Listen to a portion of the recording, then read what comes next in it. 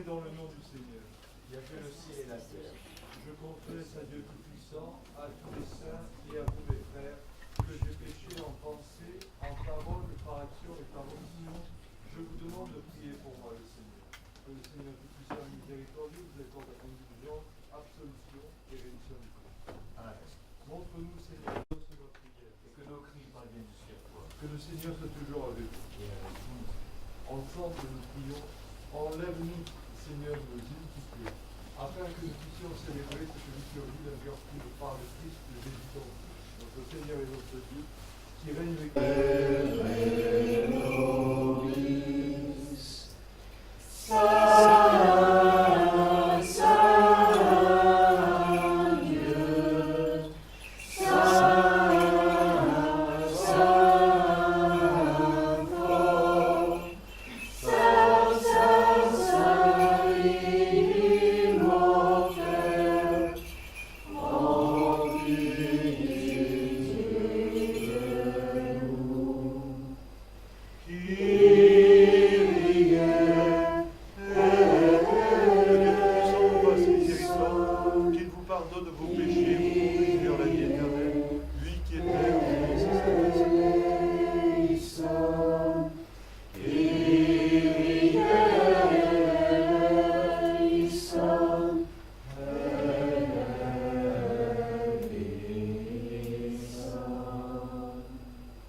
Gloire à toi qui nous a montré la lumière.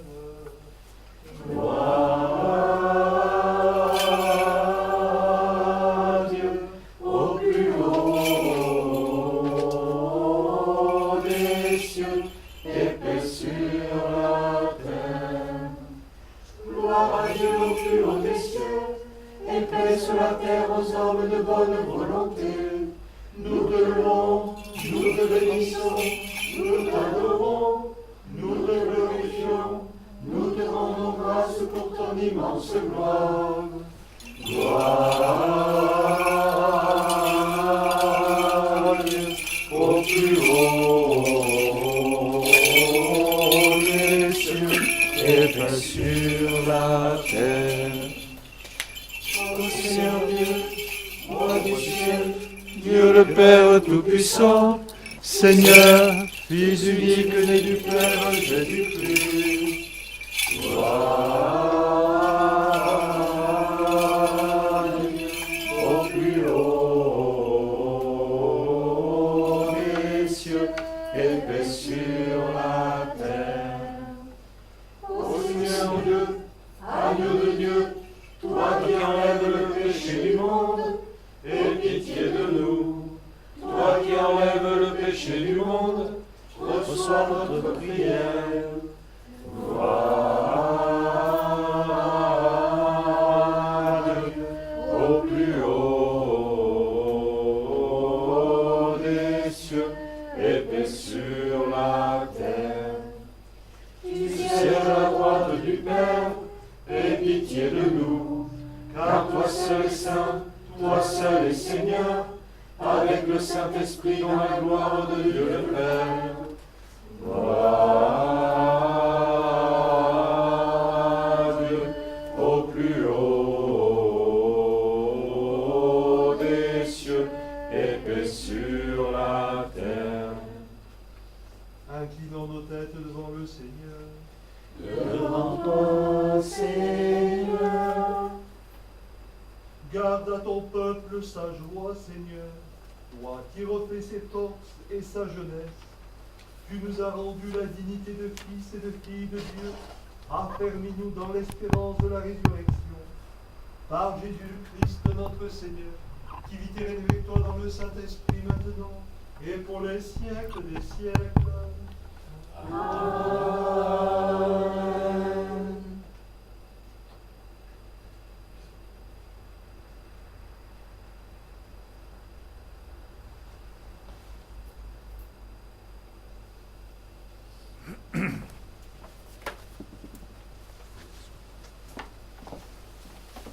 Christophe reçoit la bénédiction du Seigneur pour proclamer la parole de Dieu. Mes frères et sœurs, au nom du Père, du Fils et du Saint-Esprit.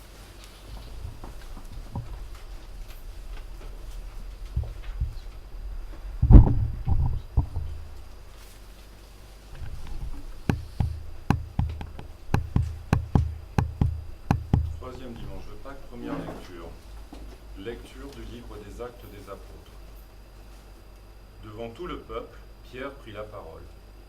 Homme d'Israël, le Dieu d'Abraham, d'Isaac et de Jacob, le Dieu de nos pères, a donné sa gloire à son serviteur Jésus, alors que vous l'aviez livré devant Pilate, qui était d'avis de le relâcher. Vous l'aviez rejeté. Lui, le saint et le juste, vous l'avez rejeté, et vous avez demandé qu'on vous accorde la grâce d'un meurtrier. Lui, le chef des vivants, vous l'avez tué, mais Dieu l'a ressuscité d'entre les morts, nous en sommes témoins.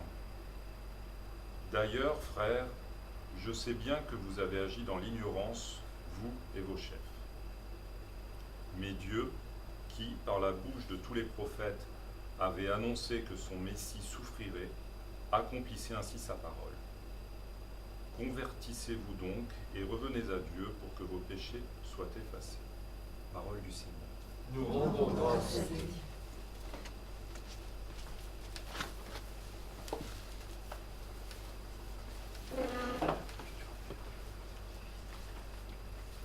Dans le prolongement de cette parole tirée des Actes des Apôtres, nous chantons le psaume 4, en reprenant le refrain « Ma lumière et mon salut, c'est le Seigneur. Alléluia. » Ma lumière et mon salut, c'est le Seigneur. Alléluia. Quand je crie, réponds-moi, toi, Dieu, ma justice. Pitié pour moi, écoute ma prière, toi, le Seigneur de mon salut. Ma lumière et mon salut, c'est le Seigneur. Alléluia. Beaucoup ici ailleurs demandent qui nous fera voir le bonheur. Sur nous, Seigneur, que s'illumine ton visage, et nous serons sauvés.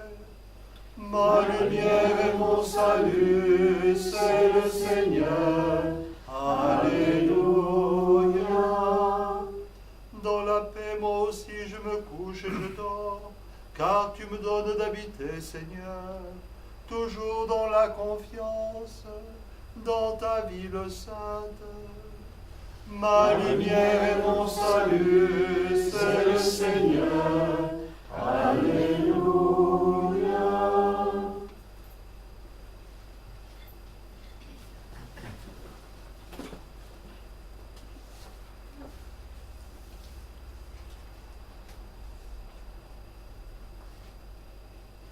Arlette reçoit la bénédiction du Seigneur pour proclamer l'épître à tes frères et sœurs au nom du Père et du Fils et du Saint-Esprit.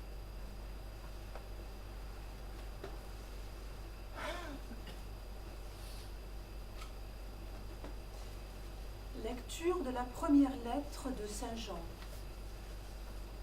Mes petits enfants, je vous écris pour que vous évitiez le péché. Mais si l'un de nous vient à pécher, nous avons un défenseur devant le Père, Jésus-Christ, le juste. Il est la victime offerte pour nos péchés, et non seulement pour les nôtres, mais encore pour ceux du monde entier. Et voici comment nous pouvons savoir que nous le connaissons. C'est en gardant ses commandements. Celui qui dit « je le connais » et qui ne garde pas ses commandements est un menteur. La vérité n'est pas en lui, mais en celui qui garde fidèlement sa parole. L'amour de Dieu atteint vraiment la perfection. Parole du Seigneur. Nous rendons grâce à Dieu.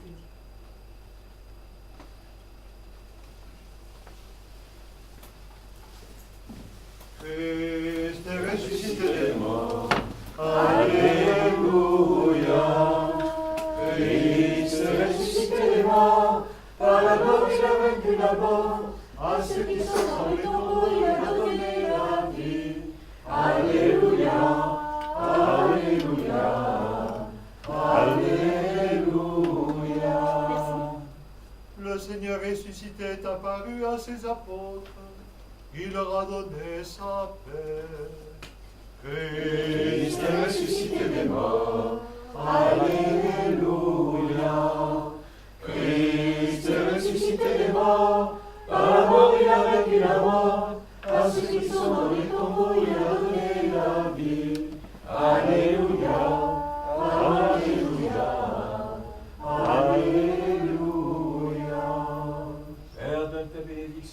proclamer l'évangile à mes frères et sœurs. Que Jésus, le premier et le dernier, vivant pour les siècles des siècles, te donne un cœur pur et des lèvres pures, pour annoncer et proclamer l'évangile à tes frères et sœurs, au nom du Père et du Fils et du Saint-Esprit. Christ est ressuscité des morts. Alléluia. Christ est ressuscité des morts. Par la mort, il a vaincu la mort. À ceux qui sont dans les tombeaux, il a donné la vie. Alléluia. Alléluia. Alléluia. Écoutons le Saint-Évangile. Le Seigneur soit avec vous. Et avec ton esprit. Évangile de Jésus-Christ selon saint Luc. Gloire à toi, Seigneur. Gloire à toi. Les disciples qui rentraient d'Emmaüs racontaient aux 11 apôtres et à leurs compagnons ce qui s'était passé sur la route et comment ils avaient reconnu le Seigneur quand il avait rompu le pain.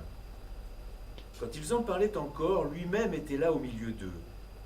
Il leur dit : « La paix soit avec vous. » Frappés de stupeur et de crainte, ils croyaient voir un esprit. Jésus leur dit : « Pourquoi êtes-vous bouleversés ? Et pourquoi ces pensées qui surgissent en vous ? Voyez mes mains et mes pieds, c'est bien moi. Touchez-moi, regardez. Un esprit n'a pas de chair ni d'os. Et vous constatez que j'en ai ? Après cette parole, il leur montra ses mains et ses pieds. Dans leur joie, ils n'osaient pas encore y croire et restaient saisis d'étonnement. Jésus leur dit : « Avez-vous ici quelque chose à manger ? » Ils lui offrirent un morceau de poisson grillé. Il le prit et le mangea devant eux. Puis il déclara : « Rappelez-vous les paroles que je vous ai dites quand j'étais encore avec vous. Il fallait que s'accomplisse tout ce qui a été écrit de moi, dans la loi de Moïse, les prophètes et les psaumes. » Alors, il leur ouvrit l'esprit à l'intelligence des Écritures. Il conclut : « C'est bien ce qui était annoncé par l'Écriture. Les souffrances du Messie, sa résurrection d'entre les morts le 3e jour, et la conversion proclamée en son nom pour le pardon des péchés à toutes les nations, en commençant par Jérusalem. C'est vous qui en êtes les témoins. » Acclamons la parole de Dieu. Louange à toi, Seigneur Jésus. Christ est ressuscité des morts. Alléluia. Christ est ressuscité des morts. Par la mort, il a vaincu la mort. À ceux qui sont dans les tombeaux, il a donné la vie. Alléluia. Alléluia. Alléluia. Au nom du Père, du Fils et du Saint-Esprit, vous pouvez vous asseoir.